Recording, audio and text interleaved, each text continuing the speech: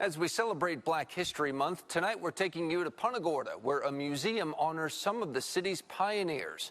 NBC2's Samantha Serbin shows us how the Blanchard House isn't letting damage from Hurricane Ian stop museum leaders from sharing the importance of their history. On the outskirts of downtown Punta Gorda, just a few minutes from the Peace River, a pivotal piece of history sits at the corner of MLK and Virginia. Mother said this. She said, you cannot tell Punta Gorda history unless you tell all of the history, and that would have to include the colored population. Martha Arboretta is fourth-generation Punta Gorda. I lived this. Her son, Jaha Cummings, fifth. There's a legacy to maintain. Together, they're on the board for the Blanchard House, a museum of African-American history and culture of Charlotte County, a place created by her mom, Bernice Andrews Russell. Martha recalls the moment her mom's dream began. It all started on a front porch with a dear friend. She said, Gussie, these kids need to know who they are. If they don't know who they are, they don't know where they're going.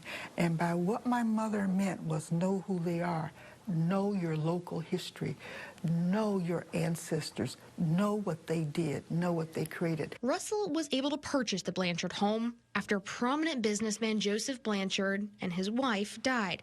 The dream of creating a museum turned into reality by Martha a few years later.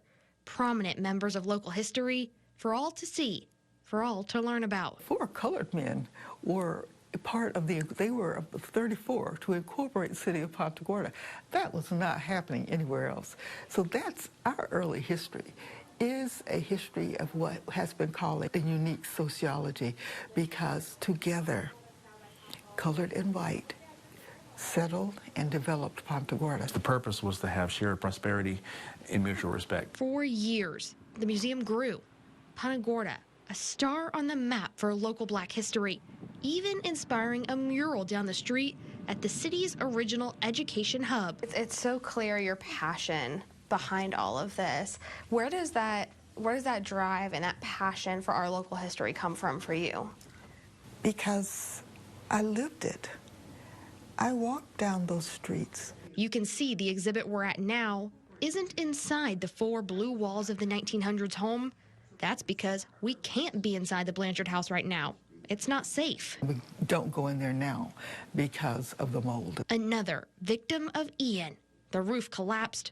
More than 2 years later, a closed sign still sits on the front porch. The roof was finished, but the inside, the building, however, is still in need of repair. The goal is to have this place fixed and safe for visitors very soon. Our goal really is to have the museum open by May 20th. That's our goal. Why that day?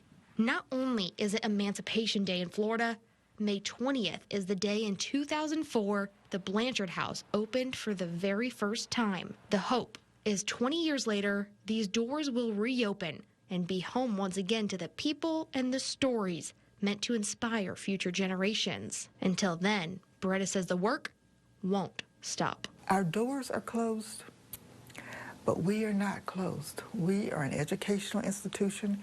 We continue to do history. We continue to be out there to educate children and adults. I'm local in Punta Gorda. Samantha Serbin, NBC2.